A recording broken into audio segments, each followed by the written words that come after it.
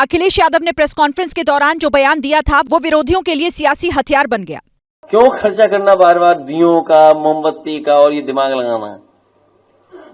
तो फिर क्या उम्मीद करोगे? ऐसा सगाट आई है इसको। देखिए, दुनिया में इस समय क्रिसमस का समय पूरी शहर जगमगा जाते हैं और महीनों जगमगा के रखते हैं वो लोग। उन्हीं से सीख लो बस। अब अपने इस बयान पर अखिलेश बीजेपी के निशाने पर आ गए। जगदम्बिका पाल ने उन्हें रामायण के जरिए इसका महत्व समझाया। अखिलेश यादव को ये ज्ञान नहीं है कि दीपावली का पर्व कैसे शुरू हुआ। जब भगवान प्रभु श्री राम लंका पे रावण का वध करके पुष्पक विमान से लौटे थे, उस समय अयोध्या में त्रेता युग में घर घर उनके स्वागत के लिए दिया जलाया था और पूरे अयोध्या में भगवान श्री राम का सम्मान और स्वागत हुआ था।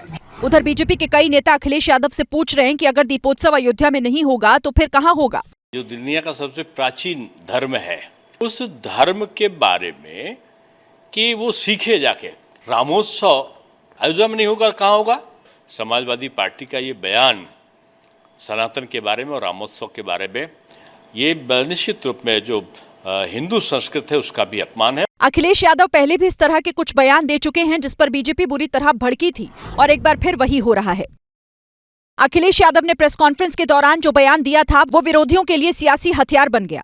क्यों खर्चा करना बार बार दियों का, मोमबत्ती का और ये दिमाग लगाना? तो फिर क्या उम्मीद करोगे? ऐसा सगाट आई है इसको। देखिए, दुनिया में इस समय क्रिसमस का समय पूरी शहर जगमगा जाते हैं और महीनों जगमगा के रखते हैं वो लोग। उन्हीं से सीख लो बस। अब अपने इस बयान पर अखिलेश बीजेपी के निशाने पर आ गए। जगदम्बिका पाल ने उन्हें रामायण के जरिए इसका महत्व समझाया।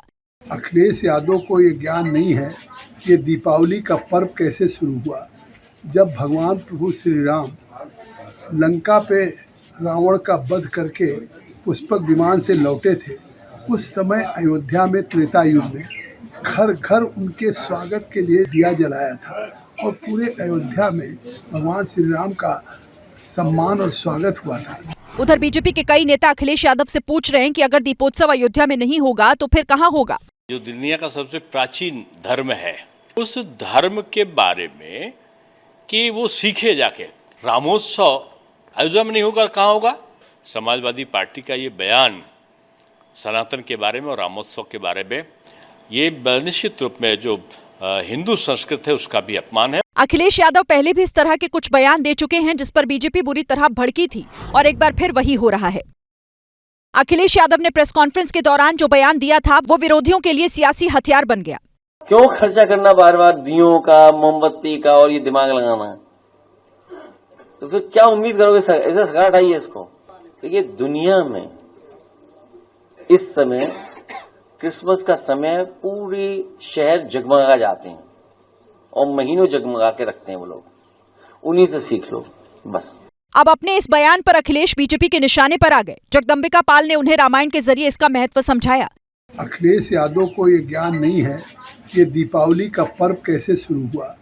जब भगवान प्रभु श्री राम लंका पे रावण का वध करके पुष्पक विमान से लौटे थे, उस समय अयोध्या में त्रेता युग में घर घर उनके स्वागत के लिए दिया जलाया था और पूरे अयोध्या में भगवान श्री राम का सम्मान और स्वागत हुआ था। उधर बीजेपी के कई नेता अखिलेश यादव से पूछ रहे हैं कि अगर दीपोत्सव अयोध्या में नहीं होगा तो फिर कहां होगा? जो दुनिया का सबसे प्राचीन धर्म है, उस धर्म के बारे में कि वो सीखे जाके रामोत्सव अयोध्या में नहीं होगा, कहाँ होगा?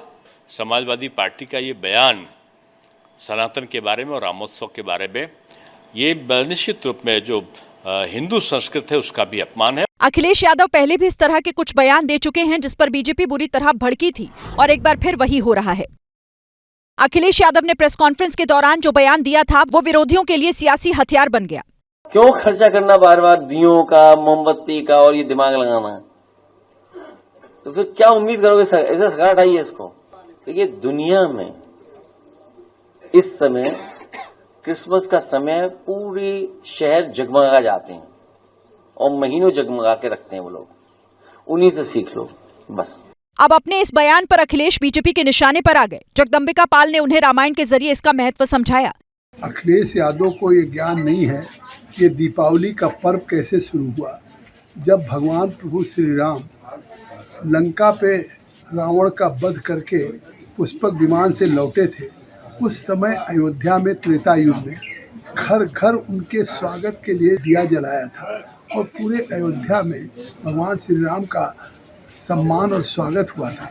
उधर बीजेपी के कई नेता अखिलेश यादव से पूछ रहे हैं कि अगर दीपोत्सव अयोध्या में नहीं होगा तो फिर कहां होगा। जो दुनिया का सबसे प्राचीन धर्म है, उस धर्म के बारे में कि वो सीखे जाके रामोत्सव अयोध्या में नहीं होगा, कहाँ होगा। समाजवादी पार्टी का ये बयान सनातन के बारे में और रामोत्सव के बारे में ये निश्चित रूप में जो हिंदू संस्कृति है उसका भी अपमान है। अखिलेश यादव पहले भी इस तरह के कुछ बयान दे चुके हैं जिस पर बीजेपी बुरी तरह भड़की थी और एक बार फिर वही हो रहा है।